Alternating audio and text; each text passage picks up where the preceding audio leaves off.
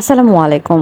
আমার ডিভানের পিছনে যে ওয়ালটাকে আমি পেইন্টিং করেছিলাম, মানে ওয়াল ডেকোর করেছিলাম স্ট্রাইপ পেইন্ট করে মাস্কিং টেপ দিয়ে, সেটার পিছনের জন্য মানে সেই ওয়ালটার জন্য আমি এই ক্যানভাসটা পেইন্টিং করেছি। অলরেডি এটার কিছুটা অংশ আমি শেয়ার করেছি। ফাইনাল টাচটা আজকে দিব, কি করলাম সেটা আপনাদের সাথে শেয়ার করছি। আমি গ্লাস কেটে নিয়েছি, এটার যে মাঝখানের যে মিডল বরাবর ওইটা। এই গ্লাস কাটারটা খুবই সোজা, গ্লাস কাটার দিয়ে আপনারা কাটতে পারবেন। ওটার ভিডিও রেখেছিলাম বাট আমি খুঁজে পাচ্ছি না। এখানে অলরেডি দেখতে পাচ্ছেন গ্লাস কাটারটাও আমার ওই সাইডে আছে। আর এখানে হচ্ছে এটা জেলিটা খেয়ে যে বক্সটা থাকবে সেই বক্সের মধ্যে আমি কি রাখবো সেটা হচ্ছে পরবর্তীতে শেয়ার করব। আর প্রথমে হচ্ছে মিররটা লাগিয়ে তার পুরো পাশে হচ্ছে আমি পার লাগিয়ে নিয়েছি এবং তারপরে হচ্ছে গ্লাস লাগিয়ে নিয়েছি। এরপরে আস্তে আস্তে ফাইনাল লুকটা আমি কমপ্লিট করব, সেটা মিউজিকের মাধ্যমে আপনারা দেখে নেন আর আমাকে জানাবেন যে আমার এই ওয়ালটা কেমন হয়েছে এই পেন্টিংটা দেওয়ার পর। আর অলদো আমি হচ্ছে বহুত তেমন একটা পছন্দ করি না, বাট এই জিনিসটা আমার কাছে ভালো লেগেছে তাই হচ্ছে এটা আমি করেছি, ক্রিয়েট করেছি। আমার কাছে মনে হয়েছে যে এটা হয়তো যায়, এত একটা বেশি না, এটা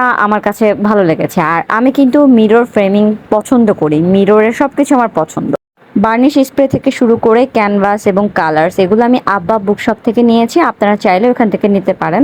আর কারো লাগলে আমি লিঙ্কটা কমেন্ট বক্সে দিয়ে রাখবো, আপনারা যেয়ে ওখানে অর্ডার করে দিতে পারেন। সবাইকে ধন্যবাদ আর আমাকে জানাবেন কিন্তু কেমন হয়েছে।